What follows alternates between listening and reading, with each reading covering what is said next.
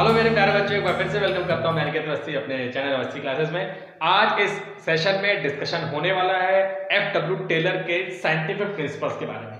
Previous video में हम लोगों ने 14 प्रिंसिपल्स ऑफ मैनेजमेंट देखे, वो हेनरी फ्योल के थे, और आज हम लोग डिस्कशन करने वाले हैं एफडब्ल्यू टेलर के प्रिंसिपल्स और साइंटिफिक उनके टेक्निक्स के बारे में। मैं आपको बता दूं कि एफडब्ल्यू टेलर ने 4 साइंटिफिक प्रिंसिपल्स और 5 साइंटिफिक टेक्निक्स, मतलब टोटल 8 पॉइंट हैं जो आज इस वीडियो में डिस्कशन होने वाला है। पिछला वीडियो 14 प्रिंसिपल्स ऑफ मैनेजमेंट का था, इसलिए वो वीडियो करीब 1 घंटे का है। इस वीडियो में 8 पॉइंट डिस्कशन करेंगे, इसलिए मैं आपको वीडियो स्टार्ट होने से पहले ही बता देता हूँ, वीडियो शुरू होने के टाइम बता देता हूँ कि वीडियो हो सकता है थोड़ा सा लंबा हो जाए। आज हम डिस्कशन करेंगे एफडब्ल्यू टेलर के साइंटिफिक प्रिंसिपल्स के बारे में। मैं बार बार रिपीट कर रहा हूँ, साइंटिफिक प्रिंसिपल, इसका मतलब बहुत क्लियर है कि एफडब्ल्यू टेलर ने साइंस अप्रोच को यहाँ पर ज्यादा इंपॉर्टेंस दी है। वो साइंटिफिकली चीजों को लेके आगे चलने की बात करते हैं मैनेजमेंट में। हम टेलर के साइंटिफिक प्रिंसिपल्स को पढ़ें, इसके पहले टेलर के बारे में जान लेते हैं कि टेलर कौन थे। तो मैं आपको बता दूंगा, एफडब्ल्यू टेलर को फादर ऑफ साइंटिफिक मैनेजमेंट माना जाता है, और टेलर का जो बर्थ है, जो जन्म है, वो 1856 में यूएसए में वो पैदा हुए थे। इसके बाद में 1878 में वो एक अपनी डिग्री, माइनिंग इंजीनियरिंग की डिग्री लेने के बाद में वो एक मिडवेल स्टील कंपनी में मैकेनिकल इंजीनियर, माफ कीजिएगा माइनिंग इंजीनियर बोल दिया था मैंने, मैकेनिकल इंजीनियर की उन्होंने वहां पर एक मिडवेल स्टील कंपनी में एज ए इंजीनियर वहां पे उनकी जॉब हुई थी। इनका कंट्रीब्यूशन अगर आप माने तो एफडब्ल्यू टेलर ने साइंटिफिक प्रिंसिपल्स वहां पे डेवलप किए, और इसी वजह से उन्हें हम साइंटिफिक मैनेजमेंट का फादर कहते हैं। इसके अलावा टेलर ने अपनी कई सारी बुक्स में भी साइंटिफिकली चीजों को, शॉप मैनेजमेंट हो गया, पीस वेज रेट सिस्टम हो गया, जिसमें उन्होंने कैसे मैनेजमेंट में वेजेस को डिस्ट्रीब्यूट करना है, शॉप मैनेजमेंट कैसे होता है, इन सब चीजों के बारे में डिस्कशन किया है। आज इस वीडियो में हम यही सब जानने की कोशिश करेंगे। तो आइए स्टार्ट करते हैं। इसके पहले कि हम अपने टेलर के प्रिंसिपल्स को यहाँ पर डिस्कस करें, इसके पहले आपको बता दूं कि साइंटिफिक मैनेजमेंट का क्या मतलब होता है। तो साइंटिफिक मैनेजमेंट का मतलब होता है application of science of each and every element of management. Management के हर एक छोटे से लेके बड़े से बड़े एलिमेंट में, एस्पेक्ट में हमें साइंस को एप्लीकेबल करना है, साइंटिफिकली चीजों को प्रूव करना है, साइंटिफिकली चीजों को लेकर आगे बढ़ना है। इसी को हम कहते हैं मैनेजमेंट में साइंस का होना, और टेलर इसी बात को लेकर अपने प्रिंसिपल्स को यहाँ पे डेवलप कर रहे हैं। पहला प्रिंसिपल एफडब्ल्यू टेलर का है, science not rule of thumb. तो पहले प्रिंसिपल में कितना क्लियर यहाँ पर टेलर ने कहा है कि मैनेजमेंट जो है वो साइंस है, not rule of thumb. Rule of thumb का मतलब हो गया कि अंगूठे के दम पे, अंगूठे के दम पे मतलब हो गया किसी ऑर्थोडॉक्स अप्रोच को बिना कुछ सोचे समझे बस हमने कोई काम कर दिया, बिना किसी से सजेशन लिए, बिना आइडियाज व्यूज को शेयर किए, हमने साइंटिफिकली चीजों को लेकर काम नहीं बल्कि ऐसे ही काम कर दिया, तो वो नहीं होना चाहिए। यहाँ पर जो भी वर्क चलेगा वो साइंस के अकॉर्डिंग चलेगा। टेलर कहते हैं use of science for every element of organisation. हमें ऑर्गेनाइजेशन के हर वर्क में साइंस को एप्लीकेबल करना है। हम लोगों ने ये डिस्कशन किया है कि जो प्रिंसिपल्स होते हैं वो बिल्कुल जनरल गाइडलाइन होते हैं, चाहे हम हेनरी फ्योल की बात करें, चाहे टेलर की बात करें। इन लोगों ने जो भी प्रिंसिपल बनाए हैं वो बहुत सिंपल वे में है, आसानी से समझ में आ जाने वाले हैं। तो पहले प्रिंसिपल्स में science not rule of thumb में वो यही बात बोल रहे हैं कि हर एलिमेंट में, हर स्टेप में, हर असेंबली में, जो असेंबली लाइन में जो वर्क चल रहा है उस सब में हम साइंस को एप्लीकेबल करेंगे। यहाँ पर टेक एवरी डिसीजन साइंटिफिकली, हम जो भी डिसीजन लेंगे अपने मैनेजमेंट में वो यहाँ पर साइंटिफिकली लिया जाएगा। There is only one best method. ये बहुत इंपॉर्टेंट पॉइंट है। टेलर कहते हैं कि किसी भी वर्क को करने का एक ही बेस्ट मेथड होता है। ये कुछ इस तरीके से आप समझ सकते हैं कि अगर रेस हो रही है और रेस में आप देखते हैं कि कोई अगर सेकंड भी आया है और बहुत सेकंड्स के एक कहना चाहिए 100 पार्ट को डिवाइड करने के बाद सेकंड है, लेकिन वो आया तो सेकंड, इसका मतलब है कि फर्स्ट कोई एक ही आया। तो जैसे कोई एक ही फर्स्ट आता है, वैसे ही टेलर कहते हैं कि किसी भी वर्क को करने का एक बेस्ट, ओनली बेस्ट मेथड, एक ही बेस्ट मेथड है, और साइंटिफिकली हमें उसी बेस्ट मेथड को यहाँ पर गेन कर लेना है और उसके अकॉर्डिंग ऑर्गेनाइजेशन में उस वर्क को कंप्लीट करना है। इसके अलावा यहाँ पर टेलर कहते हैं कि decision should not be take by will और experience, means not rule of thumb. तो यहाँ पर टेलर का कहना यह है कि जो हम जो भी डिसीजन ले रहे हैं वो विल और विश के बेसिस पे या हिट एंड मिस के बेसिस पे, हुक और क्रुक के बेसिस पे नहीं लेना है। डिसीजन जो भी लेना है वो हमें डिसीजन साइंटिफिकली प्रूव करने के बाद में, सिस्टमेटिक बॉडी ऑफ नॉलेज में चीजों को उतारने के बाद में हमें डिसीजन वहां पर लेना है। तो यहाँ पर टेलर ने साइंस को ही मैनेजमेंट का पार्ट माना है। साइंस साइंटिफिकली चीजों को लेकर आगे चलने की बात बार बार टेलर कर रहे हैं साइंस नोट ऑफ थंब में। फिलहाल अगर आप इतना समझ लेते हैं तो आपके पास जो केस स्टडी आएगी उसे आप सॉल्व कर सकते हैं। हम चलते हैं प्रिंसिपल नंबर सेकंड में। अगर आप देखेंगे तो हार्मनी नॉट डिस्कॉर्ड लिखा हुआ है। हार्मनी का मतलब होता है टीम वर्क में काम करना, हार्मोनाइज होकर वर्क में काम करना, स्ट्रेंथ में काम करना, यूनियन में काम करना। और डिस्कॉर्ड का मतलब हो गया कि जो अलग अलग ग्रुप बन जाते हैं उसको हमें यहाँ पे बढ़ावा नहीं देना है, बल्कि सबको मिलकर काम करना है। प्रिंसिपल नंबर सेकंड है टेलर का। तो टेलर कहते हैं harmony means work together with the mutual give and take and understanding. नाम से ही क्लियर है, म्यूचुअल गिव एंड टेक होना चाहिए। ये म्यूचुअल गिव एंड टेक किन किन लोगों के बीच में होना चाहिए? सुपीरियर और सबऑर्डिनेट के बीच में, क्योंकि दो ही ग्रुप हैं जो एक्चुअल में वर्क वहां पे कर रहे हैं और दोनों के बीच में यहाँ पे म्यूचुअल गिव एंड टेक का यहाँ पर होना चाहिए। कई बार होता ये है कि वर्कर जो होते हैं और जो मैनेजमेंट होता है वो दोनों ही जब वर्क कर रहे होते हैं तो वर्कर्स को लगता है कि वो अंडर पेड और ओवर बर्डन है, वर्कर्स से ज्यादा काम लिया जाता है और वर्कर्स को सैलरी वहां पर कम पेमेंट की जाती है। अगर दूसरा एस्पेक्ट मैनेजमेंट साइड का लेते हैं तो वो सोचते हैं कि वर्कर को हम सैलरी भर दे रहे हैं, वर्कर काम नहीं कर रहे हैं, वर्कर नथिंग फॉर गुड है। ये जो मेंटल एटीट्यूड दोनों का डेवलप हो गया है, इसको हमको पैरलाइज करना है और ऐसे जगह पे लाके रखना है जहां पे दोनों ही सेटिस्फाइड वे में काम करेंगे। ये भी साइंटिफिकली हमको करना है। तो यहाँ पर वो चीजें तभी हो जाएंगी जब म्यूचुअल गिव एंड टेक का रिलेशन डेवलप हो जाएगा, प्रॉपर अंडरस्टैंडिंग होगी सबऑर्डिनेट और सुपीरियर के अंदर में। दोनों को ही लगेगा कि नहीं, दोनों ही सेटिस्फाइड वे में काम कर रहे हैं, उन्हें जितना काम कर रहे हैं सबऑर्डिनेट को उतना ही सैलरी मिल रहा है, वो उतने सैलरी में सेटिस्फाई हैं। मैनेजमेंट को भी लगेगा कि हम जितनी सैलरी दे रहे हैं उसके हिसाब से वर्कर्स अपना बेस्ट देने की कोशिश कर रहे हैं। यही है यहाँ पर हमें ध्यान रखना है इसका। Develop positive thinking for each other. Positive thinking कैसे आएगी? जब दोनों ही अपने एटीट्यूड पे चेंज लाएंगे, पैरेलल आएंगे और हमारा एक ही विजन होगा to achieve organisational goal. Organisational goal को अचीव करने का जब हम मेन एम बना लेंगे तो हम समझ सकते हैं, हम वर्कर्स को अगर ये समझाएंगे कि आप अंडर पेड नहीं है, जितना हमारे बिजनेस की कैपेसिटी है उसके हिसाब से हम आपको जो सैलरी दे रहे हैं वो एडिक्वेट सैलरी है। अगर आपको ज्यादा सैलरी चाहिए तो आप ऑर्गेनाइजेशन में और मन लगा के काम करिए। प्रोडक्शन कैपेसिटी को जब आप बढ़ाएंगे ज्यादा वर्क करके तो ज्यादा प्रोडक्शन से ज्यादा सेल्स होगा, ज्यादा प्रॉफिट होगा, तो आपको भी ज्यादा मिलेगा। तो एक ऐसा एटीट्यूड यहाँ पे चेंज करना है कि वर्कर्स भी समझ जाएं कि हम ऑर्गेनाइजेशन में जब ऑर्गेनाइजेशन के प्रॉस्पेरिटी की बात सोचेंगे तो ही हमारी प्रॉस्पेरिटी है। तो ऐसा हम कहते हैं कि दोनों एक अपने दूसरे के एटीट्यूड को पॉजिटिव वे में चेंज करेंगे। Change their attitude for each other, ये भी हमने पॉइंट देख लिया। मेंटल रिवॉल्यूशन इन मैनेजमेंट, ये भी मैंने आपको बता दिया कि मेंटली हमको अपने एटीट्यूड को चेंज करना है, सेटअप करना है। क्योंकि कोई मुझे बार बार समझाएगा, लेकिन अगर मैं अपने आप में खुद से अपने मेंटल रिवॉल्यूशन को चेंज नहीं करूंगा, अपने एटीट्यूड को चेंज नहीं करूंगा, तो ऑर्गेनाइजेशन में हम मिलकर काम नहीं कर सकते, हम हार्मनी में काम नहीं कर सकते हैं। मिलकर काम करने के लिए दोनों को ही पैरेलल में आके वहां पे वर्क करना पड़ेगा। और लास्ट है interest of worker and management in same way. दोनों का ही जो पाथ है ऑर्गेनाइजेशन में वो टू अचीव ऑर्गेनाइजेशनल गोल है। इस गोल को अचीव करने के लिए मैनेजमेंट को और वर्कर्स को सेम डायरेक्शन में चलना होगा और ये तभी पॉसिबल है जब हम सब मिलकर एक साथ आगे बढ़ेंगे, हार्मनी में आगे चलेंगे। अदरवाइज हम डिस्कॉर्ड हो जाएंगे तो हमें अलग अलग चीजें करनी पड़ेंगी, जिसकी वजह से काफी सारी दिक्कतें हो सकती हैं। साइंटिफिकली चीजों को लेकर आगे चलने की बात यहाँ पर टेलर कर रहे हैं। अगर हम प्रिंसिपल नंबर थर्ड में चलते हैं तो प्रिंसिपल नंबर थर्ड के बारे में आपको बता दूं, प्रिंसिपल नंबर सेकंड का ही एक्सटेंडेड फॉर्म है। यहाँ पर उन्होंने एक ही प्रिंसिपल में सारी बातें नहीं बताई टेलर ने, बल्कि उसके लिए एक अलग प्रिंसिपल बना दिया और उस प्रिंसिपल का नाम दिया कोऑपरेशन नॉट इंडिविजुअलिज्म। ये प्रिंसिपल अगर आप देखेंगे तो पॉइंट नंबर 1 लिखा हुआ है extension of harmony not Discord. ये जो प्रिंसिपल नंबर सेकंड हमने पढ़ा, जिसमें हमने एक साथ आगे बढ़ने की बात की, मिलकर आगे बढ़ने की बात की है, उसी प्रिंसिपल को आगे बढ़ा के टेलर यहाँ पर कह रहे हैं कि हमें जो भी यहाँ पे वर्क करना है वो मिलके वर्क करना है, इंडिविजुअल नहीं बल्कि कोऑपरेशन, मतलब कि क्लब टुगेदर होकर वर्क करना है और एक साथ एक दूसरे के मेंटल रिवोल्यूशन को, एटीट्यूड को पैरेलल करते हुए चीजों को लेकर आगे बढ़ना है। Welcome suggestions of employees. हम जब भी कोई वर्क करेंगे, मैनेजमेंट जो टॉप लेवल मैनेजमेंट है, जब भी कोई डिसीजन ले रहा है तो डिसीजन में हमने बार बार कहा है कि मिडिल और लोअर लेवल मैनेजमेंट के एम्प्लॉइज का सजेशंस वहां पे लेना चाहिए। अगर आपको याद हो, हेनरी फ्योल ने अपने प्रिंसिपल्स में एक प्रिंसिपल बनाया है इनिशिएटिव। इनिशिएटिव प्रिंसिपल्स बिल्कुल इसी से मिलता जुलता प्रिंसिपल्स है, जहां पे उन्होंने कहा कि वर्कर्स के सजेशंस को भी वेलकम करना चाहिए, अच्छे सजेशन के लिए वर्कर्स को रिवॉर्ड देना चाहिए। जिन सजेशंस को हम अपने डिसीजन मेकिंग में इन्वॉल्व नहीं कर पाए, ऐसे वर्कर्स को भी हमें इनकरेज करना चाहिए ताकि उन्हें ये ना लगे कि हमारे सजेशंस को यहाँ पे एक्सेप्ट नहीं किया गया है। हमको सबका ध्यान रख के आगे चलने की बात यहाँ पर टेलर करते हैं। वेलकम सजेशन करना है। इसके अलावा ओपन कम्युनिकेशन सिस्टम है, नो नीड ऑफ यूनियन। अगर किसी वर्कर्स को, किसी सबऑर्डिनेट को कोई प्रॉब्लम है, उस प्रॉब्लम के लिए वो डायरेक्ट जाके अपने सुपीरियर से, जो भी उसका नेक्स्ट सुपीरियर होगा, उससे अपने डिस्कशन कर सकता है। किसी यूनियन, किसी गुटबाजी की जरूरत वहां पे नहीं है। Free flow of communication system develop होगा, जिससे कि वर्कर्स को ये लगेगा कि ट्रांसपेरेंसी मेंटेन है, हम जो बात बोलते हैं हमारा सुपीरियर डायरेक्ट वे में सुनता है और हमारे समस्याओं को सॉल्व करता है। तो यहाँ पर ओपन कम्युनिकेशन सिस्टम की बात करते हैं और इक्वल डिवीजन ऑफ वर्क है।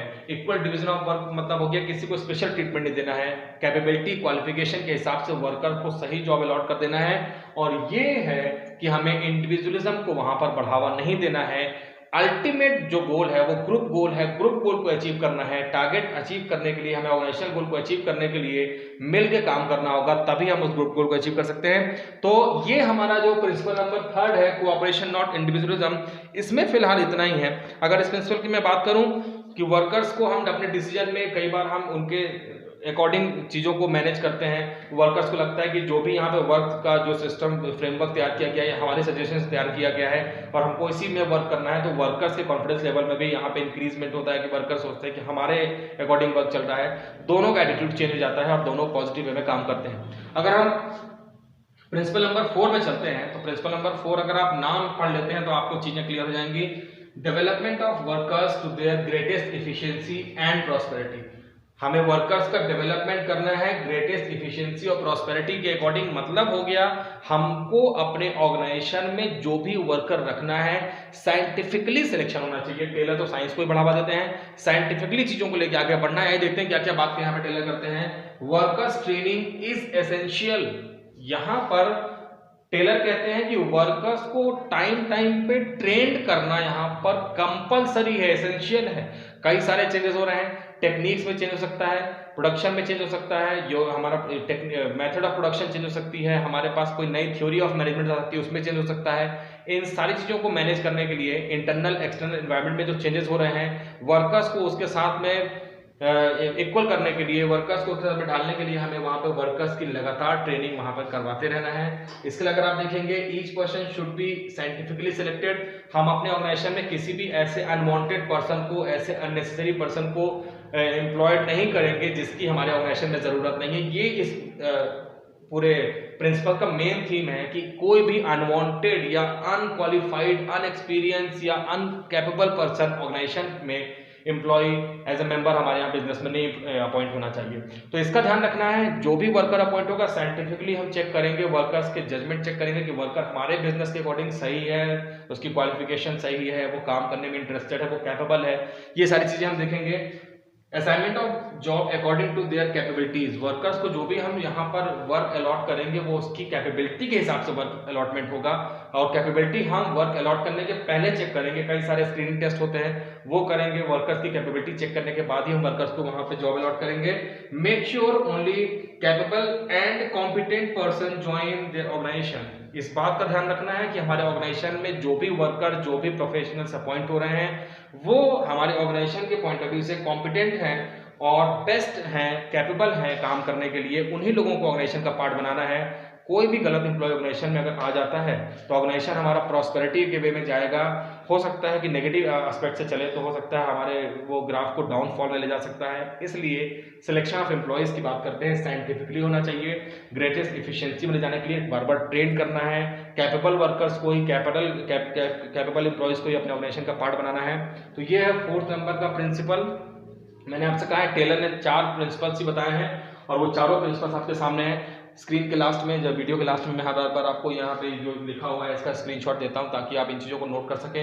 अब हम चलते हैं, अभी आप देख रहे हैं कि हमने साइंटिफिक प्रिंसिपल्स लिखे हैं, अब यहाँ पर हम देखेंगे scientific techniques develop by F.W. Taylor. तो आइए चलते हैं उसकी तरफ। चलिए अब बात करते हैं F.W. टेलर के साइंटिफिक टेक्निक्स के बारे में। जैसा कि आप देख रहे हैं साइंटिफिक प्रिंसिपल की जगह पे मैंने साइंटिफिक टेक्निक लिख दिया है और मैंने आपसे बताया कि F.W. टेलर ने 5 साइंटिफिक टेक्निक यहाँ पे डेवलप की हैं। जल्दी सारी टेक्निक्स को हम यहाँ पे डिस्कशन करते हैं, जिसमें से पहली साइंटिफिक टेक्निक है फंक्शनल फोरमैनशिप। हम लोगों ने देखा है कि F.W. टेलर ने साइंस को मैनेजमेंट में इन्वॉल्व करने की बात कही है। वो कहते हैं कि साइंटिफिकली चीजों को वहां पर करने की जरूरत है मैनेजमेंट में, तो रिजल्ट्स कहीं ज्यादा एक्यूरेट आ सकते हैं। और यहाँ पे टेलर ने सिंपल अपने फंक्शनल फोरमैनशिप को देखिए कैसे डिस्क्राइब किया है। उन्होंने कहा है कि जो फैक्ट्री का वर्क है वो टोटली 2 मेजर पार्ट में डिवाइड होना चाहिए और वो 2 पार्ट को उन्होंने नाम दिया है planning department and production department. Division of factory into 2 department. वो कहते हैं कि जो फैक्ट्री में वर्क चल रहा है उसे हम मेजर 2 पार्ट्स में डिवाइड करेंगे। इस मेजर 2 पार्ट्स में डिवाइड करने की वजह ये है कि टेलर चाहते हैं कि जो वर्कर्स हैं वो वही काम करें जो उनके लिए बना हुआ है। मींस वर्कर का काम जो है वो फैक्ट्री के अंदर में है, जिसके लिए जो काम है उनका कहने का मतलब यह है वो साइंटिफिकली उसी काम को करे, अननेसेसरी दूसरे काम में अपना टाइम वेस्ट ना करें। तो यहाँ पर टेलर कह रहे हैं कि जो प्लानिंग का काम है वो टॉप लेवल मैनेजमेंट का काम होता है, वो बहुत क्रूशियल काम होता है। सही प्लानिंग होगी तो सही तरीके से चीजें आगे बढ़ती रहेंगी मैनेजमेंट में, हम प्रोसेस को और मैन्युफैक्चरिंग सही तरीके से कर पाएंगे। तो टेलर का कहना यह है कि प्लानिंग डिपार्टमेंट वो जहां पर हम चीजों की प्लानिंग करेंगे, जो भी हमारा ऑब्जेक्ट है जिसके लिए हम फैक्ट्री और ऑर्गेनाइजेशन को रन कर रहे हैं वो हम काम करेंगे। और दूसरा डिपार्टमेंट है प्रोडक्शन डिपार्टमेंट, जहां पे हम पेपर वर्क को ग्राउंड रियलिटी में चीजों को शेप देने का काम करेंगे। तो प्रोडक्शन डिपार्टमेंट और प्लानिंग डिपार्टमेंट यहाँ पे 2 डिपार्टमेंट है। फर्दर उन्होंने प्लानिंग और प्रोडक्शन डिपार्टमेंट में उनका कहना है कि स्पेशलाइजेशन और प्रोडक्टिविटी को मेंटेन करने के लिए हमने यहाँ पर दोनों ही डिपार्टमेंट में स्पेशलाइज्ड लोगों को अपॉइंट किया है। मैं इसको पढ़ूं उसके पहले मैं आपको नीचे का लाइन पढ़ के बता देता हूँ। वो कहते हैं कि प्लानिंग डिपार्टमेंट और प्रोडक्शन डिपार्टमेंट में फोरमैन अपॉइंट होने चाहिए, सुपरवाइजर अपॉइंट होने चाहिए, और जो सुपरवाइजर है वो अपने आप में उसके अंदर में टेक्निकल स्किल्स होनी चाहिए। Taylor said foreman must be intelligent, educated, energetic, honest, specialised, profession expert. इतनी सारी फीचर्स कहते हैं कि जो हम एक्सपर्ट वहां पे स्पेशलिस्ट को वहां पर अपॉइंट करेंगे प्लानिंग और प्रोडक्शन डिपार्टमेंट में, उसके अंदर में ये सारी फीचर्स वहां पर स्पेशलिटी उसके अंदर में होनी चाहिए, और तभी वो अपने वर्क में अच्छी कमांड रख पाएगा, अपने जो थॉट प्रोसेस है उसको सही तरीके से वहां पे एक्सप्रेस कर पाएगा। और उसके बाद यहाँ पर उन्होंने 2 प्लानिंग और प्रोडक्शन डिपार्टमेंट में टोटल 8 बॉसेस को वहां पर अपॉइंट किया है। 8 वहां पर उन्होंने स्पेशलिस्ट को अपॉइंट किया है, जिसमें से 4 जो है प्लानिंग डिपार्टमेंट में है और 4 जो है प्रोडक्शन डिपार्टमेंट में है। तो 4 प्लानिंग डिपार्टमेंट जो है उसमें पहले है रूट क्लर्क। रूट का मतलब आपको पता है कि जो सही रास्ता होता है, सही तरीके से चीजों को किस रास्ते में किस पाथ में ले जाना है, कौन से डायरेक्शन में चीजें चलेंगी। तो रूट क्लर्क का काम होता है कि वहां पर रूट क्लर्क ये बताएगा प्लानिंग डिपार्टमेंट में कि हम जो वर्क करने वाले हैं उसका सीक्वेंस ऑफ स्टेप क्या होगा, कौन से सीक्वेंस में, कौन से स्टेप में, कौन से प्रोसेस से चीजों को हमको आगे बढ़ाना है। अगर हम बात करते हैं इंस्ट्रक्शन कार्ड की, तो इंस्ट्रक्शन कार्ड वो होता है जो इंस्ट्रक्शन प्रोवाइड करता है कि हम जो इंस्ट्रक्शन हमको ऊपर से मिलेगी हमारे स्पेशलिस्ट से, उसी इंस्ट्रक्शन को हमें फॉलो करना है, ताकि कोई डाउट ना रह जाए वर्कर्स के अंदर में, एम्प्लॉयज के अंदर में कि हमें क्या काम करना है। जो इंस्ट्रक्शन मिलेगा आपको उस काम को करना है। तो ये स्पेशलिस्ट का काम कर रहा है यहाँ पर इंस्ट्रक्शन कार्ड क्लर्क है, और वो इंस्ट्रक्शन देगा, उसी को हमें फॉलो करना है। टाइम एंड कॉस्ट क्लर्क हमें बताता है कि हमें कॉस्ट की सेविंग कैसे करनी है, ऑप्टिमल यूटिलाइजेशन ऑफ रिसोर्सेज कैसे करना है, कैसे कम रिसोर्सेज को साथ में बिना वेस्टेज किए हमें कैसे प्रोडक्ट को आउटपुट कंप्लीट करना है। और टाइम, एक स्पेसिफिक टाइम है, वो टाइम का आपको बार बार यहाँ पर फोकस कराएगा, टाइम के बारे में आपको बताएगा। हम लोगों ने master chef India, master chef America देखा है, उसमें जो शेफ होते हैं, जो वहां पे कॉम्पिटिटर्स होते हैं, उनके बीच में जाके बार बार उनके किचन केबिन के पास जाके बार बार कहते हैं कि आपके पास इतना टाइम बचा है, आपको एक टास्क कितने टाइम में कंप्लीट करना है। सेम काम यहाँ पे टाइम एंड कॉस्ट क्लर्क का है, वो बार बार एम्प्लॉइज के साथ में, वर्कर के साथ में, उनके सराउंडिंग घूम के उन्हें ये बताने की कोशिश करते हैं कि आपको ये पर्टिकुलर टाइम में ही इस प्रोडक्ट को कंप्लीट करना है, आप यहाँ पे डिले हो रहे हैं या आपने सही तरीके से काम किया है। तो वो लोगों को वहां पे इंस्ट्रक्ट करते रहते हैं। डिसिप्लिनरी का मतलब हो गया यहाँ पे, डिसिप्लिनरी का मतलब ये नहीं कि हमें रूल्स रेगुलेशन को फॉलो करना है। डिसिप्लिनरी का मतलब हो गया कि चीजें जो चल रही हैं वो सही ऑर्डर में चल रही हैं, सिस्टमेटिक वे में चल रही हैं, सही सीक्वेंस ऑफ सीरीज हम वहां पे मेंटेन कर रहे हैं कि नहीं कर रहे हैं। ये सारा काम देखने का जो है वो 4th नंबर के बॉस का है, डिसिप्लिनरी का काम है, और ये प्लानिंग डिपार्टमेंट में है। तो कहना चाहिए कि प्लानिंग डिपार्टमेंट में टेलर ने 4 एक्सपर्ट्स को यहाँ पर अपॉइंट किया है। ठीक ऐसे ही यहाँ पे प्रोडक्शन डिपार्टमेंट में हमने 4 यहाँ पर टेलर ने कहा है कि 4 यहाँ पे हमारे स्पेशलिस्ट होंगे, जिसमें से पहला है गैंग बॉस। गैंग बॉस का काम जो है, गैंग बॉस यहाँ पे चेक करेगा कि सारे ही रिसोर्सेज का जो रिक्वायरमेंट है वो असेंबल हो चुका है कि नहीं। हम जब भी कोई गुड्स बनाएंगे तो उसके लिए जो भी रिक्वायर्ड रिसोर्सेज है उसका सही तरीके से वहां पे असेंबली लाइन में जो है फैक्ट्री में चीजों को हमने वहां पे अरेंज कर लिया है कि नहीं। सारे ही जो रिसोर्सेज है वो सही तरीके से परफॉर्म कर रहे हैं, चाहे वो मैन हो, चाहे वो मटेरियल हो, चाहे वो मशीनरी हो, तो सबका परफॉर्मेंस सही टाइम पे एग्जीक्यूशन होना चाहिए। तो ये देखने की सारी जवाबदारी यहाँ पे गैंग बॉस की है। स्पीड बॉस के बारे में जैसे मैंने आपको बताया कि टाइम एंड कॉस्ट क्लर्क है, वो प्लानिंग डिपार्टमेंट में सही तरीके से देख रहा है कि प्लानिंग सही तरीके से सही टाइम पे हो रही है कि नहीं। तो सेम काम यहाँ पर प्रोडक्शन में वर्क सही तरीके से कंप्लीट हो रहा है कि नहीं हो रहा है, ये सारा काम देखने का जो है वो स्पीड बॉस का है। स्पीड बॉस लिखा है this foreman assured timely completion of job सही टाइम पे कंप्लीट हो रहा है कि नहीं हो रहा है, ये देखने का काम स्पीड बॉस का है। रिपेयर बॉस का काम है, जैसे कि नाम से क्लियर है, मशीनरी पे वर्क चलेगा। मशीनरी में कई बार लगातार मशीनरी चलते वो रिपेयर मेंटेनेंस की जरूरत पड़ती है, कोई टूट फूट हो जाती है, कोई नई मशीनरी आती है, हमें टेक्निकल अपग्रेडेशन करने पड़ते हैं।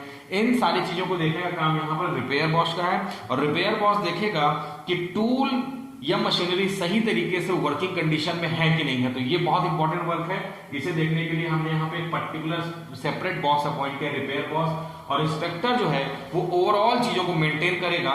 इंस्पेक्टर के बारे में मैं पढ़ देता हूं। This boss keep a check on quality control of the output.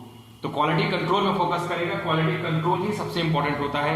हम कितनी भी मशीनरी, कितनी भी मैन पावर लगा लें, लेकिन अगर क्वालिटी के साथ में हम वहां पर थोड़ा बहुत भी देखते हैं कि डेविएशन आ रहा है, तो लोग प्रोडक्ट को मार्केट में खरीदने से, उसको यूज करने से हेजिटेट करते हैं। तो स्टैंडर्ड मेंटेन करना है, क्वालिटी के साथ में हमें बिल्कुल खिलवाड़ नहीं करना है। और क्वालिटी तभी मेंटेन होगी जब हम इस पूरे प्रोसेस को फॉलो करेंगे। तो कहने का मतलब ये है, टेलर कहते हैं स्पेसिफिक वर्क स्पेसिफिक लोगों से ही कराना है। एक यहाँ पे इंपॉर्टेंट बात और कि टेलर ने 8 लोगों को क्यों अपॉइंट किया है। टेलर चाहते तो किसी एक को अपॉइंट करते और वही सबको लोगों को इंस्ट्रक्ट करता कि भाई टाइम पे काम करो, टाइम पे रूटीन होना चाहिए। टेलर का कहना है कि अगर अलग अलग चीजें अलग अलग लोग करेंगे तो वर्क फोर्स बढ़ेगा। वर्क फोर्स बढ़ने से जो वर्कर्स हैं उनके अंदर में ये बात आएगी कि हर स्पेशलिस्ट हमारे पास आके हमें इंस्ट्रक्शन दे रहा है और उसके अकॉर्डिंग वो काम करेंगे। उनके अंदर भी स्पेशलाइजेशन आएगा और काम स्मूथ वे में ऑप्टिमम रिलेशन के साथ में कंप्लीट हो सकेगा। तो ये थीम है यहाँ पर टेलर का कि पहली टेक्निक है जिसमें फंक्शनल फोरमैनशिप इसका नाम है, और उन्होंने टोटल काम को 2 पार्ट में डिवाइड करके दोनों ही पार्ट में 4-4 बॉसेस रख दिए हैं। वो क्या होते हैं वो मैंने आपको बताया। दूसरी टेक्निक अगर हम देखते हैं तो standardisation and simplification of work.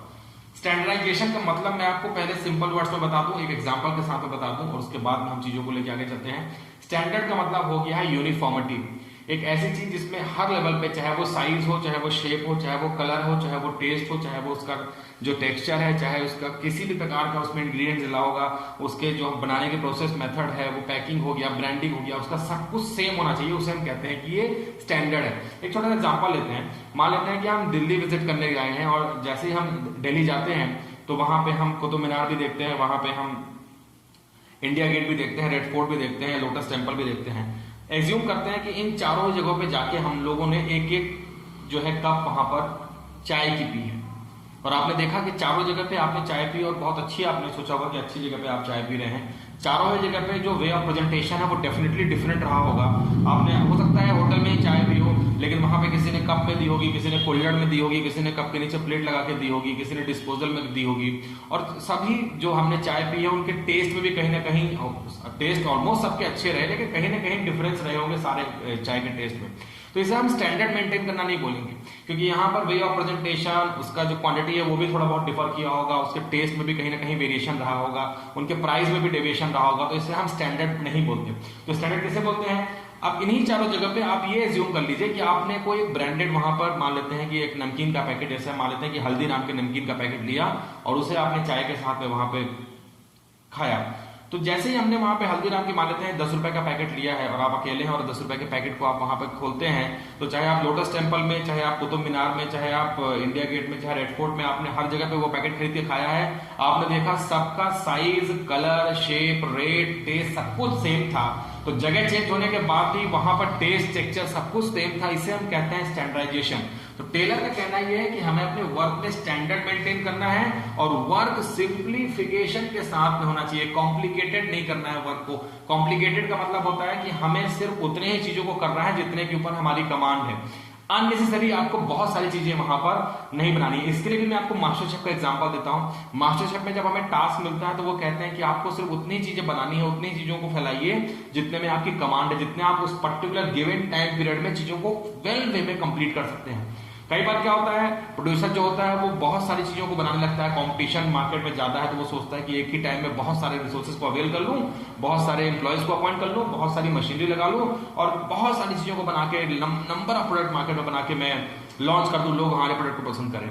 ऐसे में गलती कहां हो जाती है? ऐसे में गलती ये हो जाती है कि जो प्रोड्यूसर होता है वो किसी एक प्रोडक्ट में भी स्पेशलाइजेशन मेंटेन नहीं कर पाता है, किसी एक प्रोडक्ट में भी अच्छे से क्वालिटी मेंटेन नहीं कर पाता है, क्योंकि उसका फोकस जो है वो एक प्रोडक्ट में नहीं बल्कि कई सारे प्रोडक्ट में है।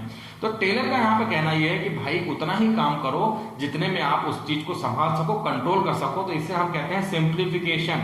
जो अननेसेसरी पार्ट्स हैं उनको अलग कर देना है। अभी देखते हैं कैसे करना है। तो standardisation and simplification of work है, वर्क को सिंप्लीफाई करना है। तो यहाँ पे पहले हम स्टैंडर्डाइजेशन का मतलब जानते हैं। स्टैंडर्ड का मतलब क्या होता है वो मैंने आपको बताया है। स्टैंडर्ड मींस होता है scientific method of production must be selected. हमें जब भी स्टैंडर्ड मेंटेन करना है तो साइंटिफिक मेथड, क्योंकि टेलर की बात करेंगे और साइंस की बात ना करें ऐसा बिल्कुल पॉसिबल नहीं है। टेलर कहते हैं आप जो भी प्रोडक्शन का मेथड यूज करते हैं, जो भी टेक्निक यूज कर सकते हैं, जो भी हम वहां पे प्रोसेस को फॉलो कर रहे हैं वो सारी साइंटिफिकली होनी चाहिए, तभी वहां पे हम स्टैंडर्ड मेंटेन कर सकते हैं। बिना साइंस को इन्वॉल्व किए स्टैंडर्ड मेंटेन नहीं हो सकता, ऐसा कहना है टेलर का। इसके अलावा टेलर कहते हैं standard should be follow in each and every element of operation. Operation के हर एलिमेंट में हमें इसका ध्यान रखना है कि हम वहां पर स्टैंडर्ड को मेंटेन कर रहे हो। स्टैंडर्ड का मेंटेन करने का मतलब मैं आपको बता देता हूं। अगर मैं एज्यूम करता हूं कि एक मार्कर है और बहुत अच्छे क्वालिटी का मार्कर बन के मार्केट में बिकना है, इसका मतलब ये है कि मार्कर का अच्छा बनना, स्टैंडर्ड के साथ में मार्केट में बिकना, इसके लिए जो जरूरी चीजें हैं वो ये है कि इसका जो रॉ मटेरियल था वो भी बहुत अच्छे क्वालिटी का होना चाहिए। जो मैन पावर जो उसे बना रहा है वो भी well qualified, well educated, well trained, well experience होना चाहिए। तो यहाँ पर मैन हो गया, मटेरियल हो गया, इसके साथ में हम जो मशीनरी यूज कर रहे हैं वो मशीनरी भी अच्छी क्वालिटी की होनी चाहिए, सोफिस्टिकेटेड टेक्निक की होनी चाहिए। अच्छी मशीनरी होगी तभी वहां पे स्टैंडर्ड मेंटेन हो सकेगा। हम जो मार्केटिंग की जो वहां पर टेक्निक फॉलो करेंगे वो भी बहुत मॉडिफाइड होनी चाहिए, और जो सेलिंग कंसेप्ट है वो भी बहुत स्टैंडर्ड का होना चाहिए। तो साथ हर चीज जब हम स्टैंडर्ड का मेंटेन करेंगे तो आउटपुट भी हमारा स्टैंडर्ड का बनकर निकलेगा। तो यहाँ पे लिखा है ईच एंड एवरी एलिमेंट में, चाहे वो मैन हो चाहे मटेरियल हो, आप घटिया क्वालिटी का मटेरियल लगाएंगे और सोचेंगे बहुत अच्छे क्वालिटी का आउटपुट निकल जाए, ऐसा पॉसिबल नहीं है। आपको रॉ मटेरियल भी उतने स्टैंडर्ड का लगाना पड़ेगा, जितने स्टैंडर्ड का आप वहां पे आउटपुट चाहते हैं तो इनपुट भी उतने स्टैंडर्ड का वहां पे हमें लगाना पड़ेगा। तो ये बात यहाँ पे टेलर हमें बता रहे हैं। इसके अलावा स्टैंडर्ड ऑल्सो भी set between main and material. मैंने आपको बता दिया कि मेन मटेरियल और मशीनरी सब में हमें स्टैंडर्ड मेंटेन करना है। Allow interchangeability of manufactured parts and output among the different departments and branches. Taylor का सीधे कहना है भाई कि अगर हमारे पास में अलग अलग डिपार्टमेंट्स हैं, अलग अलग ब्रांचेस हैं, अलग अलग ब्रांचेस होंगी तो हो सकता है एक ही जगह पे ना हो, एक हो सकता है दिल्ली में हो, दूसरी कैलकाटा में हो, दूसरी कहीं पे और तीसरी जगह पे हो, या दिल्ली के अलग अलग एरिया में हो। तो ये हो गया। या डिपार्टमेंट है तो डिपार्टमेंट तो एक ही फैक्ट्री के अंदर होगा, कई सारी जगह पे होगा। टेलर का सिंपल मतलब ये है कि हर वर्कर को इतना ट्रेन करो कि वो फैक्ट्री में होने वाले सारे काम को जानता हो। फैक्ट्री में मान लेते हैं अगर हमारे पास 4 डिपार्टमेंट्स हैं और एक डिपार्टमेंट में जो काम चल रहा है उस डिपार्टमेंट में स्टैंडर्ड मेंटेन जो वर्कर कर रहे हैं, जो मशीनरी कर रही है, तो उनको ऐसा मैनेज करना है, इस तरीके से वहां पे हमें डेवलप करना है, साइंटिफिकली चीजों को डेवलप करना है कि अगर एक डिपार्टमेंट से हमें वर्क या मशीनरी को दूसरे डिपार्टमेंट में शिफ्ट करना पड़े या काम करना पड़े तो वो इजिली हम यहाँ पे देखें लिखा है इंटरचेंजेबिलिटी अलाउ करते हैं वहां पे मैन्युफैक्चरिंग में। और आउटपुट में हमें देखना है कि अगर वर्कर्स वहां स्पेशलाइज्ड है तो उन वर्कर की जरूरत अगर बी डिपार्टमेंट में पड़ गई है तो हम बी डिपार्टमेंट में वर्कर को ला सकें, वहां पे वर्कर से काम करा सकें। सी डिपार्टमेंट में या डी डिपार्टमेंट में जरूरत पड़े तो वहां पे ले जा सकें। इंटरचेंजेबिलिटी, सी डिपार्टमेंट का वर्कर बी डिपार्टमेंट में, बी का सी में, ए का बी में, इस तरीके से हमें चीजों को मैनेज करना है, चाहे वो मैन हो, चाहे मटेरियल हो, चाहे मशीनरी हो। ऐसे करने से हम स्टैंडर्ड मेंटेन कर सकते हैं, साइंटिफिकली वहां पर हम स्टैंडर्ड मेंटेन कर सकते हैं। तो स्टैंडर्ड का मतलब आपने देख लिया है, ये टेलर है। साइंटिफिकली स्टैंडर्ड के साथ आगे बढ़ने की बात यहाँ पे करते हैं। इसके अलावा सिंप्लीफिकेशन का मतलब मैंने आपको बताया, अननेसेसरी पार्ट्स को वहां पे आपको डिलीट करना है। Elimination of unnecessary diversity of product, size and type. आपको ये मार्कर है, मैंने कहा ये एक साइज का है, फिर एक इससे थोड़ा बड़े साइज का, फिर एक इससे बड़े साइज का, एक बहुत छोटे साइज का है, और आपने 4 टाइप के मार्कर बना दिए। सबका काम एक ही है कि हमें व्हाइट बोर्ड में लिखना है। तो इससे अच्छा है कि आप 4 अलग टाइप के बनाएं, इससे अच्छा है कि आप 1 या 2 वैरायटी के बनाएं ताकि आपकी कमांड रहे, आप उसमें स्टैंडर्ड मेंटेन कर सकें। और सिंप्लीफिकेशन ये है कि एलिमिनेट कर देना है जो अननेसेसरी आप साइज वहां पे बना रहे हैं जिसकी मार्केट में बहुत डिमांड नहीं है। तो इन सब चीजों को वहां पे आपको मेंटेन करना है। और economic use of resources, labour, inventory, maintenance etcetera, आपको हर चीज का इकोनॉमिक वहां पे यूज करना है, ऑप्टिमम यूटिलाइजेशन ऑफ रिसोर्सेज करना है, इफिशिएंट यूज करना है, इफेक्टिव यूज करना है, ताकि चीजें जो है कॉस्ट बेनिफिट के साथ बन के लग सकें। हमने 4 टाइप के मार्कर तो बना लिए, मार्केट में बिक भी रहे हैं, लेकिन वो बहुत ज्यादा कॉस्ट वाले हो गए, बहुत उसमें हम मार्जिन, प्रॉफिट मार्जिन नहीं ले पा रहे हैं, उसमें बहुत सारा टाइम कंज्यूम करते हैं, बहुत सारे लेबर का इन्वॉल्वमेंट है। ऐसी चीजों से बचने के लिए टेलर यहाँ पे हमें सजेस्ट करते हैं। एक एग्जांपल है कि यूएसए की एक कंपनी थी जो 2000 टाइप के पेपर मैन्युफैक्चरिंग कर रही थी। उसने टेलर के इस टेक्निक को फॉलो करने के बाद में जब देखा तो उसने 2000 मैन्युफैक्चरिंग जो उसकी यूनिट थी, जो वेराइटी ऑफ पेपर थे, उसको उन्होंने कम करते करते डिक्रीज करते करते ओनली 200 टाइप के पेपर वहां पे उन्होंने बनाने शुरू कर दिए और मार्केट में टॉप लीडर वहां पे बन गए हैं। ये कितना एग्जांपल है कि 2000 टाइप के पेपर जो बना रहे हैं, तो हर पेपर में हो सकता है थोड़ा बहुत डिफरेंस रहा हो और वो हॉच पॉच होने वाली कंडीशन है कि हम 2000 टाइप के पेपर में कैसे क्वालिटी मेंटेन करेंगे, कैसे एश्योर करेंगे कि हमारा प्रोडक्ट ही मार्केट में बिक रहा है। उन्होंने इन सब चीजों को कम किया, 200 टाइप के पेपर बनाए, सारे पेपर में अच्छी कमांड ली, मार्केट में बेचना शुरू किया, बिग शेयर कवर किया मार्केट का। टेलर का यही कहना है प्रिंसिपल नंबर सेकंड में, स्टैंडर्ड मेंटेन करिए, वर्क को सिंप्लीफाई करिए।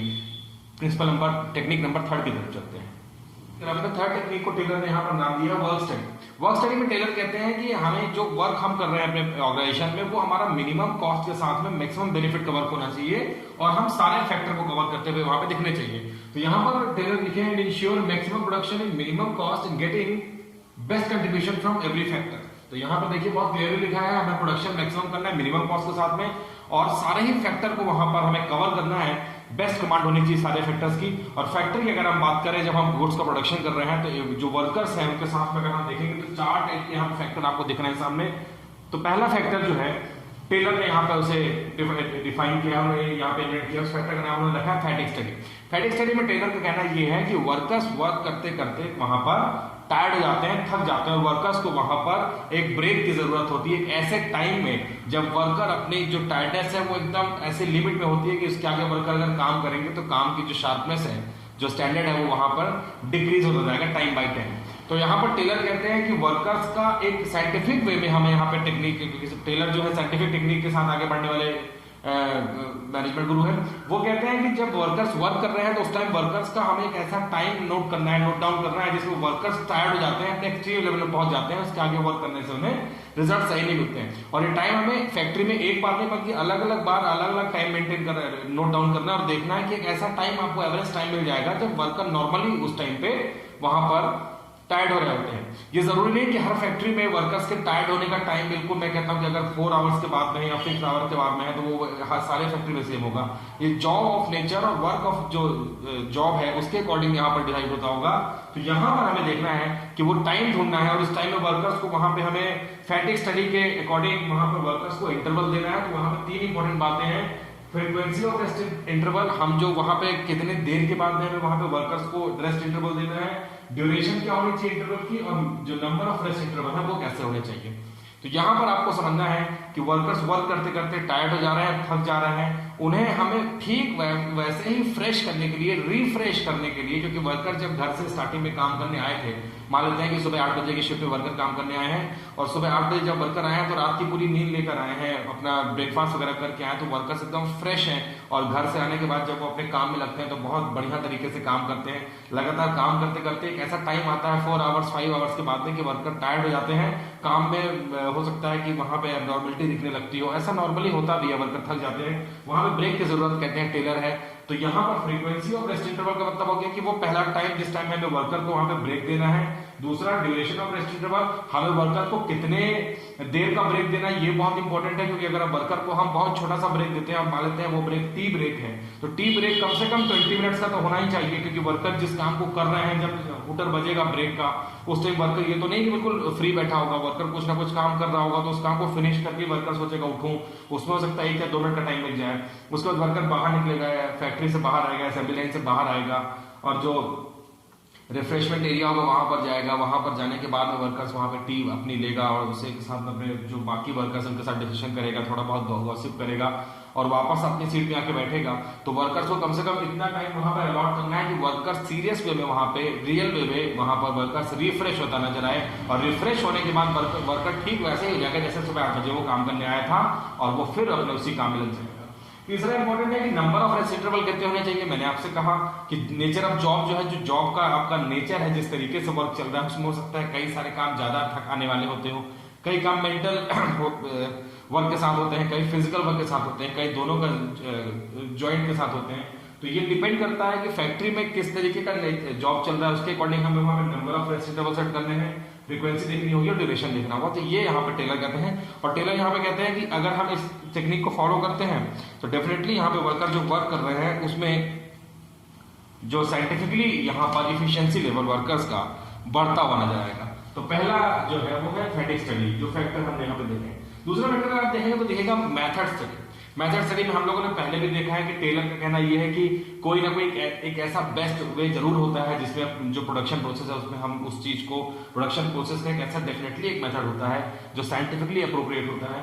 उसी की बात यहाँ पर टेलर फिर से कर रहे हैं अपने मेथड स्टडी में। टेलर का कहना है कि finding the best way of doing the job. तो टेलर का कहना है कि ऐसा बेस्ट वे, और वो सिर्फ एक ही होता है, उसको ढूंढिए, साइंटिफिकली उसको ढूंढिए और उसके बाद उसमें वर्क करना है। और जो हम ये बेस्ट मेथड ढूंढ रहे हैं, टेलर कहते हैं ये है, इसमें हमें ध्यान रखना है कि selection of method which minimise the cost and maximise the quality. फिर से वही बात, ऊपर भी सेम बात लिखी थी कि हमें वो काम करना है जिसमें हमारे पास कॉस्ट ऑफ प्रोडक्शन कम होगी और वेस्टेज कम होगा और जो प्रॉफिट मार्जिन है वो ज्यादा होगा। तो minimise the cost and maximise the quality and satisfaction the customers. Ultimately जो हम गुड्स बना रहे हैं उस गुड्स को बनाने का मतलब ये है कि वो गुड्स हम इसीलिए बना रहे हैं कि ताकि कस्टमर तक पहुंचे और कस्टमर्स उस गुड्स को यूज करने के बाद में सेटिस्फाई हो। अगर वर्कर हमारे कस्टमर ही सेटिस्फाई नहीं होते हैं तो गुड्स बनाने का कोई मतलब नहीं होता है। इसलिए यहाँ पे टेलर कहते हैं कि जो भी हम बना रहे हैं, जो भी हम यहाँ पे गुड्स बनाएंगे, वो रूल ऑफ थंब के बेसिस पे नहीं बनना चाहिए बल्कि साइंटिफिक अप्रोच के बेसिस बनना चाहिए। बेस्ट वे ढूंढना होगा, उसके अकॉर्डिंग हमें वर्क करना होगा। और अगर हम सही तरीके से यहाँ पर चीजों को मिला लेते हैं, मेन मनी और मेन मशीनरी और मटेरियल के साथ बेस्ट कॉम्बिनेशन कर लेते हैं, तो स्टैंडर्ड के साथ हम गुड्स को बना के वहां पे प्रोडक्शन उसका कर सकते हैं। और डेफिनेटली जब प्रोडक्शन अच्छा होगा तो पब्लिक जो है, जो कस्टमर है, उस गुड्स को पसंद करेंगे, सेटिस्फाई होंगे। तो यहाँ पे हमें इसका ध्यान रखना है। अगर आप थर्ड देखेंगे तो टाइम स्टडी लिखा हुआ है। टाइम स्टडी का मतलब हो गया कि एक पर्टिकुलर किसी भी वर्क को करने के लिए, किसी भी टास्क को, किसी भी जॉब को करने का एक टाइम डिसाइड कर देना है कि ये टाइम इतनी देर में हो जाता है। अगर आप नॉर्मली जीपीएस रीडिंग देखते हैं, कई बार हम जब कहीं जाते हैं तो हम जीपीएस अपना ऑन कर लेते हैं और जीपीएस का एक एक्सपेक्टेड टाइम दिखाता है। उसमें आप ऊपर देखेंगे तो अगर हम पैदल चल रहे हैं, अगर हम कार से चल रहे हैं, अगर हम ऑटो से चल रहे हैं, या अगर हम और दूसरे कोई वहां पर व्हीकल मोड सिलेक्ट करते हैं तो उसमें ऑप्शन होते हैं और हर ऑप्शन में आप देखेंगे तो वहां पर टाइमिंग जो है एक डेस्टिनेशन से दूसरे डेस्टिनेशन में पहुंचने की चेंज हो जाती है अकॉर्डिंग टू कन्वेंस जो हमारे पास में है। ठीक वैसा ही है कि एक ऐसा स्टैंडर्ड टाइम सेट कर लेना है जिसमें वर्कर्स ये जान सके कि ये काम इतनी देर में हमारे पास कंप्लीट होना चाहिए। और ये जो टाइम हम बात कर रहे हैं बार बार कि हमें टाइम इतना डिसाइड करना है, स्टैंडर्ड टाइम, ये वर्कर्स के काम करने के किसी के इंस्टीट्यूशन या विल और विश के बेसिस पे डिपेंड नहीं करना है, बल्कि इस टाइम को निकालने के लिए वर्कर्स जब फैक्ट्री में ऑन जॉब थे, जब वर्कर्स काम कर रहे थे, उस टाइम हमें जब किसी गुड्स को हमने टास्क को वहां पे बनाने के लिए वर्कर्स को दिया, हमें बार बार उस टाइम को रिपीटेडली कई बार वहां पे टाइम नोट करना था कि ये आखिर कितनी देर में ये गुड्स बन के निकल जाता है। अगर ये मान लेते हैं कोई गुड्स है और ये बनने में मान लेते हैं कि 10 मिनट का टाइम लगता है असेंबली लाइन में, इसको कंपाइल करने में, इसको जोड़ने में 10 मिनट का टाइम लगता है, तो ये आपको कई बार करके देखना है। और जब एक ऐसा एवरेज टाइम निकले कि हाँ भाई 10 मिनट में ये गुड्स बनकर तैयार हो जाता है, उसी को हम कहते हैं स्टैंडर्ड टाइम। तो यहाँ पर टाइम स्टडी में टेलर ने इसी के ऊपर फोकस किया है, standard time required to perform the job. Workers के जॉब को परफॉर्म करने का स्टैंडर्ड टाइम जो है वो बार बार नोट डाउन करने के बाद में, और हर बार में जब रिजल्ट सेम आएंगे या एवरेज रिजल्ट आएगा तो हम टाइम का एवरेज निकाल लेंगे कि करीब करीब इतनी देर में ये वर्क कंप्लीट हो ही जाता है, उससे कम में नहीं होना चाहिए, उससे ज्यादा में नहीं होना चाहिए। इसका ध्यान में रखना है। Setting up the standard target for workers, और इसी स्टैंडर्ड जो टाइम है इसके अकॉर्डिंग वर्कर्स को हमने अगर मान लेते हैं कि 8 आवर्स की शिफ्ट है और एक जो यूनिट है वो बनती है हमारे पास में 10 मिनट में, तो अगर हम बात करते हैं कि 8 आवर्स में कितनी बनेगी तो हमें ये डिसाइड कर लेना है, कैलकुलेशन कर लेना है कि वर्कर्स को जो जॉब अलॉट करना है वो 8 आवर्स में 10 मिनट में 1 यूनिट बन रही है उसके हिसाब से अलॉट करना है। और साथ में हमें उसमें फैटिग स्टडी का ध्यान रखना है क्योंकि वर्कर्स को वहां पे हम इंटरवल भी दे रहे हैं, ब्रेक भी दे रहे हैं, तो ब्रेक में वर्कर्स तो वर्क करेंगे नहीं, तो उस टाइम को हमें अलग कर देना है और एक वर्कर्स को ऐसा टास्क देना है कि इतनी देर में आपको इतनी यूनिट बनानी ही बनानी है। अगर हम वहां पे वर्कर्स को स्टैंडर्ड टारगेट अलॉट नहीं करेंगे तो वर्कर अपने मर्जी से अपने अकॉर्डिंग जितने भी चाहेंगे वो बना देंगे और स्टैंडर्ड मेंटेन नहीं हो सकता है।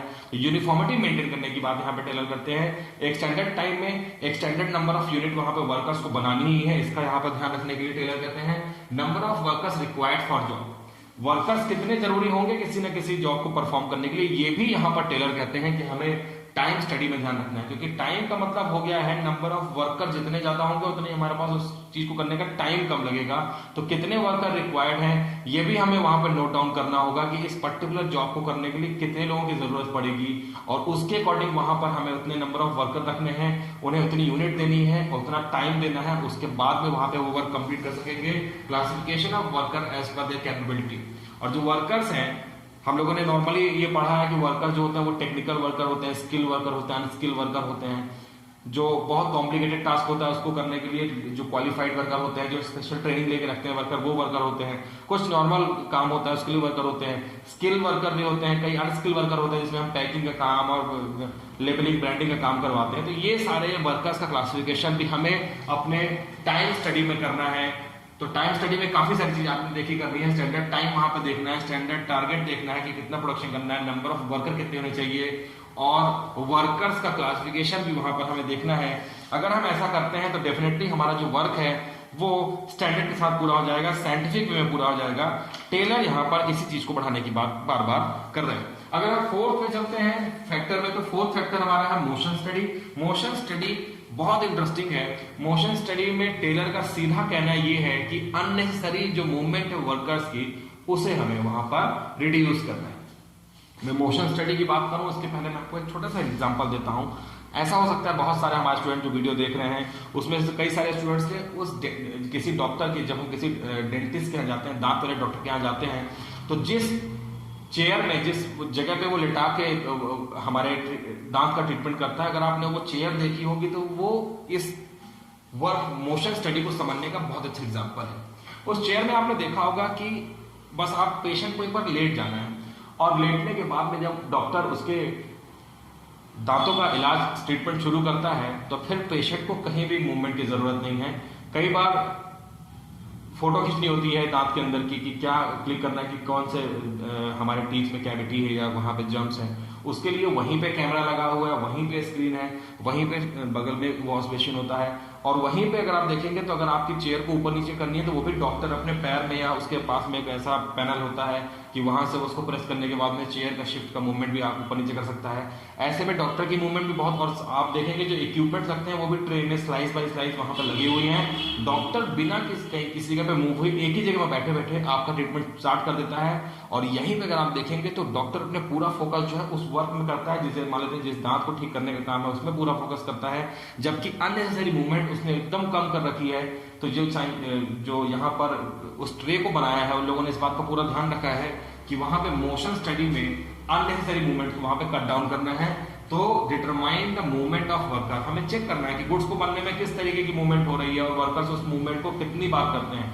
अगर मैं आपसे बात करता हूं कि एक किसी जगह पे किसी असेंबली में किसी स्क्रू को हमें कसना है, उसके लिए हमें स्क्रू ड्राइवर चाहिए होगा, उस स्क्रू ड्राइवर से हम उठाएंगे, फिर उसके टूल बॉक्स में नीचे रखेंगे, फिर उसके टूल बॉक्स से दूसरा स्क्रू ड्राइवर उठाएंगे, अलग अलग वहां पे साइज के स्क्रू लगे हुए हैं। तो ऐसे में वर्कर अगर बार बार बेंड होगा नीचे की तरफ और फिर उठाएगा, तो ऐसे में टेलर का कहना है कि उस टूल बॉक्स को उठा के उसके पैरेलल पे में रख दो भाई, उसके पैरेलल पे में रख देने से वो वहां से उठाएगा। तो जो बार बार की उसकी कमर की बेंडिंग है जिसकी वजह से वो टायर्ड हो जाता है, बार बार टायर्ड हो जाएगा वर्कर। हमने पढ़ा है कि फैटिग स्टडी तो हम एक पर्टिकुलर टाइम के बाद ही दे सकते हैं, तो यहाँ पे इन सारी बातों का ध्यान रखना है। जो डिटरमाइन है वर्कर्स की मूवमेंट उसको वहां पे देखना है। Differentiate between productive and non productive movements, तो वहां पे चेक करना है। मैंने आपसे कहा ना वर्कर जब नीचे झुकेगा स्क्रू ड्राइवर लेने तो वो तो उसका अनप्रोडक्टिव टाइम है, क्योंकि प्रोडक्टिव टाइम तो वो है जिस टाइम वो स्क्रू को वहां पे सही तरीके से फिट कर रहा होगा। तो इसका ध्यान हमें रखना है। Cutting down unproductive and wasteful movement, तो यहां पर उन मूवमेंट्स को कट डाउन करना है। कट डाउन करने का मतलब होता है कि मूवमेंट को कट डाउन करने के लिए हमें ऐसे टेक्निक, ऐसे वहां पे डिजाइन करनी होगी, असेंबली लाइन में ऐसे चेयर्स बनानी होंगी, ऐसे इक्विपमेंट बनाने होंगे, ऐसे चीजों को असेंबल करना होगा कि वर्कर बिना ज्यादा मूवमेंट किए ही वहां पर अपने काम को कंप्लीट कर ले। इसका ध्यान हमें रखना होगा। डिजाइन सुटेबल इक्विपमेंट्स, हमें सुटेबल इक्विपमेंट्स भी वहां पे ऐसे डिजाइन करने होंगे ताकि वर्कर जो काम कर रहे हैं वो काम एकदम आसानी से वर्कर कर सकें और उसमें उनकी अननेसेसरी मूवमेंट जो है, फिजिकल मूवमेंट जो हो रही है वर्कर, वो कम से कम करें। जितना अननेसेसरी फिजिकल मूवमेंट करेंगे उतना ही वर्कर अपनी एनर्जी को सेव करेंगे और उसी एनर्जी को वो अपने गुड्स के प्रोडक्शन में लगाएंगे। तो वर्क जो है साइंटिफिक वे में स्टैंडर्ड के साथ वहां पर बन के आउटपुट में आएगा। अब देखते हैं इसके बाद की जो नेक्स्ट टेक्निक है जिसके हम बात करेंगे। तो 4 नंबर की टेक्निक हम बात करते हैं। तो चलते हैं टेलर की टेक्निक नंबर 4 है differential piece wage system. Differential piece wage system अगर आप देखेंगे तो ये वायलेट करता है हेनरी फ्योल के प्रिंसिपल्स ऑफ इक्विटी को। हेनरी फ्योल ने प्रिंसिपल्स ऑफ इक्विटी में कहा है कि हमारे लिए इक्वल सैलरी इक्वल वेजेस होना चाहिए, लेकिन यहाँ पर टेलर का अलग व्यू है। टेलर कहते हैं कि जो वेजेस हम पेमेंट करेंगे वर्कर्स को काम करने के लिए वो वर्कर्स की इफिशिएंसी लेवल के अकॉर्डिंग डिफर करेगी, किसी की ज्यादा किसी की कम। लेकिन ये जो कॉन्ट्रडिक्शन है दोनों में, एक्चुअल में कॉन्ट्रडिक्शन नहीं है। ये टेलर इसलिए ऐसा कर रहे हैं क्योंकि वो ऑर्गेनाइजेशन की इफिशिएंसी लेवल को इफिशिएंसी चाहते हैं कि बढ़ जाए, इसलिए वो ऐसा कर रहे हैं। आइए देखते हैं क्या है। तो डिफरेंशियल पीस बेस्ड सिस्टम में यहाँ पर अगर आप देखेंगे पहला नंबर पॉइंट लिखा हुआ है paying different rate of wages for efficient and inefficient employees. Taylor कहते हैं जो वर्कर काम करने में जिनकी कमांड अच्छी है, जो एफिशिएंट है, जो वेल ट्रेन्ड है, बिना वेस्टेज के, बिना टाइम वेस्ट किए स्टैंडर्ड के साथ गुड्स को बनाते हैं, डेफिनेटली ऑब्वियसली वही हमारे एफिशिएंट लेबर्स हैं या वर्कर्स हैं, तो उनके लिए पीस बेस्ड सिस्टम अलग होना चाहिए। और जो इनएफिशिएंट वर्कर है उनके लिए वहां पर जो वेजेस है उसका रेट अलग होना चाहिए। इसकी वजह यह है कि जब जो एफिशिएंट वर्कर है, लेबर है, वो ज्यादा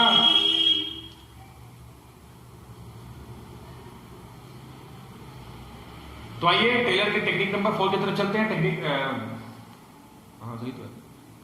तो आइए टेलर की टेक्निक नंबर 4 की तरफ चलते हैं। टेक्निक नंबर 4 नाम से क्लियर है differential piece wage system. Taylor अपने इस डिफरेंशियल पीस वेज सिस्टम में जो बात कर रहे हैं वो कहते हैं कि जो वेजेस हम पेमेंट करेंगे अपने वर्कर्स को, वो पेमेंट डिफर करेगी वर्कर्स के एफिशिएंसी के अकॉर्डिंग। अगर आप गौर से देखेंगे तो डिफरेंस लिखा हुआ है यहाँ पर, और हेनरी फ्योल का एक प्रिंसिपल इक्विटी, तो ये वायलेट करता है प्रिंसिपल्स को। यहाँ लगता है कि दोनों अलग अलग बात कर रहे हैं, लेकिन दोनों अलग अलग बात नहीं कर रहे हैं। टेलर वहां पर जो हेनरी फ्योल है वो कहते हैं कि इक्वल सैलरी इक्वल वेजेस होनी चाहिए, और टेलर कहते हैं कि सैलरी अकॉर्डिंग टू एफिशिएंसी अलग अलग होनी चाहिए, वहां पर डिफर करती है। लेकिन टेलर यहाँ पर ये इसलिए ऐसा कर रहा है ताकि वो सबको वहां पे एफिशिएंट बनाना चाहते हैं, ऑर्गेनाइजेशन की ग्रोथ करना चाहते हैं, तो अल्टीमेटली देखा जाए तो इक्वल भी सबको करना चाहते हैं वो। तो यहाँ पर डिफरेंशियल पीस बेस्ड सिस्टम में टेलर का पहला पॉइंट है कि paying different rate of wages for efficient and inefficient employ. जो एफिशिएंट एम्प्लॉय हैं, जो वर्क को बिना वेस्टेज के शार्प तरीके से कम टाइम में कम वेस्टेज के साथ में स्टैंडर्ड के साथ पूरा कर लेते हैं, डेफिनेटली हमारे लिए वही एफिशिएंट वर्कर है। और जो इन कामों में जिनकी लैक है, थोड़ा सा कमी रह जाती है, उन्हें हम इनएफिशिएंट वर्कर कहते हैं। अगर हम एफिशिएंट वर्कर को ज्यादा सैलरी पेमेंट करेंगे तो डेफिनेटली ये मोटिवेटर का काम करेगा इनएफिशिएंट वर्कर के लिए। इनएफिशिएंट वर्कर जब देखेंगे कि अरे यार जो वर्कर हमारा एफिशिएंट वर्कर है उसको ज्यादा सैलरी पेमेंट हो रही है, तो वो भी डेफिनेटली अपने एफिशिएंसी लेवल को बढ़ाएंगे और कम से कम उस लेवल तक करने की कोशिश जरूर करेंगे जिस लेवल पे एफिशिएंट वर्कर है, जहां पे वो ये सोचेंगे कि अगर हम उस लेवल पे पहुंच जाएंगे तो हमें भी अच्छी सैलरी मिलेगी, अच्छा वेजेस मिलेगा। तो ये पहला पॉइंट है जो अल्टीमेटली मोटिवेटर का काम कर रहा है उन वर्कर्स के लिए जो एफिशिएंट नहीं है उनके लिए। दूसरा extra wages for efficient worker, मैंने बता दिया वर्कर्स को एक्स्ट्रा वेजेस पेमेंट करना है जो एफिशिएंट वर्कर है। अल्टीमेटली ये काम हम इसीलिए कर रहे हैं कि जो इनएफिशिएंट वर्कर्स हैं वो मोटिवेट होंगे, वो भी उस जगह पर रीच करना चाहेंगे। और payment given according to number of unit. अगर हम नंबर ऑफ यूनिट के हिसाब से पेमेंट करने लगे तो हमारा प्रोडक्शन कैपेसिटी या एफिशिएंसी लेवल अपने आप ऑटोमेटिकली इंक्रीज हो जाएगा। अगर मैं कह दूं कि भाई जो ये मार्कर 50 मार्कर तो एक हमने स्टैंडर्ड रख दिया कि इससे कम आपको बनाना नहीं है, लेकिन जो 50 मार्कर से ज्यादा मार्कर बनाएगा उसे हम अलग से एक्स्ट्रा वेजेस पेमेंट करेंगे। ऐसे में एफिशिएंसी लेवल वर्कर्स का बढ़ जाएगा, क्योंकि हर वर्कर ज्यादा पैसा कमाना चाहता है, ज्यादा अर्न करना चाहता है, और ज्यादा अर्न करने के लिए पहले तो वो जो स्टैंडर्ड है 50 यूनिट वो ऑटोमेटिकली बनाएगा, और 50 यूनिट के ऊपर जितना ज्यादा बनाएगा उसमें हम उसे अलग रेट से वेजेस पेमेंट करेंगे।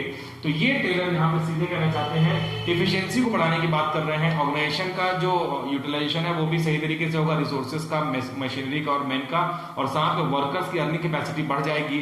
टेलर इसी में फोकस कर रहे हैं।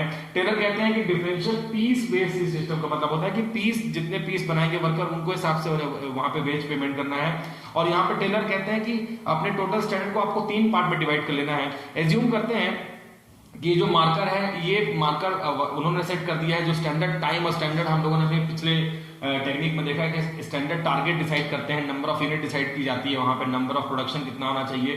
तो टेलर ने कहा कि पहले वो डिसाइड कर लेते हैं। जो वर्कर उस स्टैंडर्ड को अचीव करेंगे उनके लिए वेजेस रेट थोड़ा सा ऊपर कर देंगे, जो नॉर्मल वेजेस रेट है उससे थोड़ा ऊपर मिल जाएगी, जो स्टैंडर्ड के अकॉर्डिंग ही बनाएंगे। एग्जाम्पल लेके करते हैं तो ज्यादा समझ में आएगा आपको। अगर मान लेते हैं कि फैक्ट्री के अंदर वर्कर्स को बोला गया है कि आपको 50 यूनिट बनानी ही बनानी है, आप 50 यूनिट बनाएंगे तो आपको हर यूनिट के लिए यहाँ पर 10 रुपए का पेमेंट होगा हर एक मार्कर के लिए। तो वर्कर अगर 50 मार्कर बनाएंगे तो 50 मार्कर का वर्कर बनाएंगे तो वर्कर को पेमेंट जो होगा वो डेफिनेटली यहाँ पर 500 रुपीज का पेमेंट होगा। लेकिन जो वर्कर 50 से ज्यादा यूनिट बनाएंगे उन्हें हो सकता है कि वहां पर हम 10 रुपीज की जगह पे 12 रुपीज देने लगे, तो वर्कर वहां पे 10 रुपीज के मार्कर के लिए 12 रुपीज इसलिए वहां पे गेन कर पा रहे हैं क्योंकि उन्होंने उसी टाइम में उससे ज्यादा यूनिट वहां पर प्रोड्यूस कर दी है। लेकिन कई ऐसे भी वर्कर होते हैं जो स्टैंडर्ड टारगेट को ही अचीव नहीं कर पाते हैं, हो सकता है 50 यूनिट बनानी थी वो 40 यूनिट ही बना पाए हैं। ऐसे वर्कर्स को हम इनएफिशिएंट वर्कर कहते हैं और इनके लिए वेजेस में अलग लोअर कैटेगरी का वेजेस मान लेते हैं 10 रुपीज था नॉर्मल के लिए, तो हम वहां पे ऐड कर देते हैं, तो 10 बहुत अच्छे काम के लिए 12 और काम जो स्टैंडर्ड है उससे कम करने के लिए 8 रुपीज वेजेस सेट कर दिए हैं। ऐसे में अल्टीमेटली हर वर्कर चाहेगा कि मैं मैक्सिमम 12 रुपीज के वेजेस को गेन करूं और उसके लिए वो ज्यादा प्रोडक्शन करने की कोशिश करेगा, अपनी कैपेबिलिटी अपने एफिशिएंसी लेवल को और बढ़ाएगा और वर्कर ऑटोमेटिकली बिना हमारे मदद के सिर्फ वेजेस रेट बढ़ा देने से वर्कर्स की एफिशिएंसी लेवल वहां पर बढ़ जाएगी। यही बात टेलर अपने डिफरेंशियल पीस बेस्ड सिस्टम में कहते हैं। तो ये टेक्निक नंबर 4 है। टेक्निक नंबर 5 की तरफ चलते हैं। ये टेक्निक नंबर 5 को हम इसके पहले भी टेलर के साइंटिफिक टेक्निक प्रिंसिपल में देख चुके हैं, तो उसका नाम हमने दिया मेंटल रिवॉल्यूशन। मेंटल रिवॉल्यूशन का मतलब होता है कि टेलर कहते हैं कि वर्कर्स हमेशा सोचते हैं कि उन्हें सैलरी कम मिल रही है, वो ओवरबर्डन है, वो काम ज्यादा उनके मालिक उनसे करा रहे हैं, मैनेजर्स काम ज्यादा कराते हैं, पेमेंट कम करते हैं। जबकि मैनेजमेंट क्या सोचता है कि वर्कर्स केयरफुली चीजों को करते हैं, इक्विपमेंट की तोड़फोड़ करते हैं, उनका सही तरीके से रखरखाव नहीं करते हैं, वर्कर्स नथिंग फॉर गुड है, वो काम करते नहीं, उन्हें बस सैलरी चाहिए। तो ये जो दोनों के एटीट्यूड में डिफरेंस है, जो डिस्क्रिमिनेशन है, तो टेलर कहते हैं कि इन्हें हमें पैरेलल वे में करना है और दोनों को पॉजिटिव वे में आगे लेके चलना है। Change attitude of workers and management, दोनों के एटीट्यूड को पैरेलल वे में लाना है, एक ही जगह पे लाना है, पैरेलल करना है। दोनों का जो अल्टीमेटली गोल होना चाहिए, जो थॉट ऑफ प्रोसेस है वो होना चाहिए टू अचीवमेंट ऑफ ऑर्गेनाइजेशनल गोल। क्योंकि अगर हम वर्कर्स को समझाते हैं कि आप जितना ज्यादा काम करेंगे प्रोडक्शन उतना ज्यादा होगा, ज्यादा प्रोडक्शन से ज्यादा सेल होगी, ज्यादा प्रॉफिट होगा, तो आपकी अर्निंग भी बढ़ जाएगी। यही एक बिलोंगिंगनेस वहां पे डेवलप करनी है वर्कर्स और मैनेजमेंट के बीच में। यही यहाँ पे टेलर कहते हैं cooperation between workers and management, जो कि पहले नंबर पॉइंट से रिलेटेड है। कोऑपरेट करके चलना है और move towards positive thinking, belongingness and cooperation. Positive way में आगे बढ़ना है।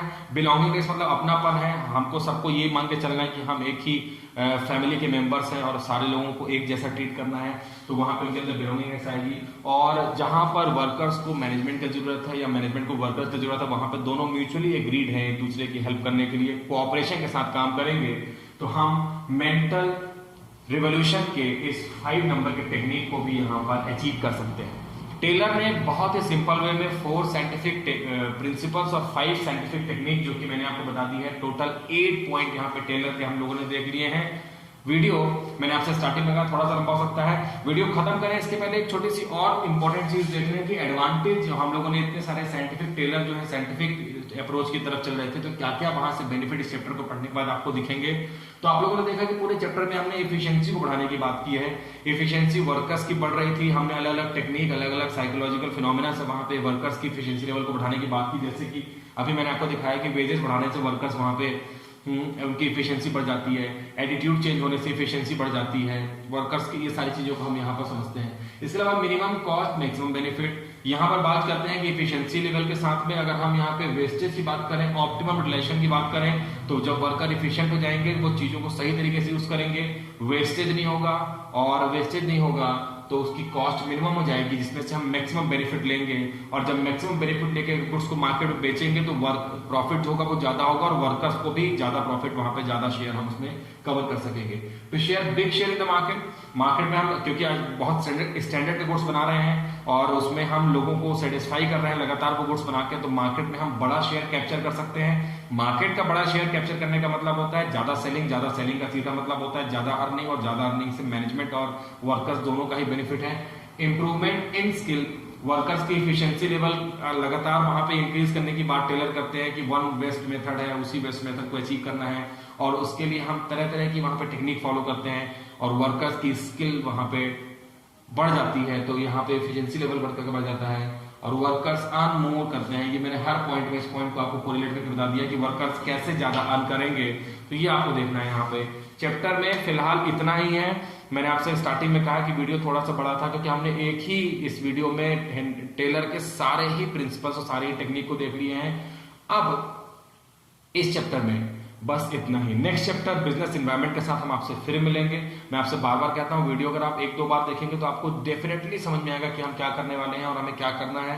इसकी बहुत सारी केस स्टडी होती है, उसके लिए हम डिफरेंट छोटे छोटे वीडियो अलग अलग केस स्टडी के भी बना के अपलोड करेंगे, उसे भी आप देखिए और लगातार हमारे साथ जुड़े रहिए। और thank you and wish you all the very best.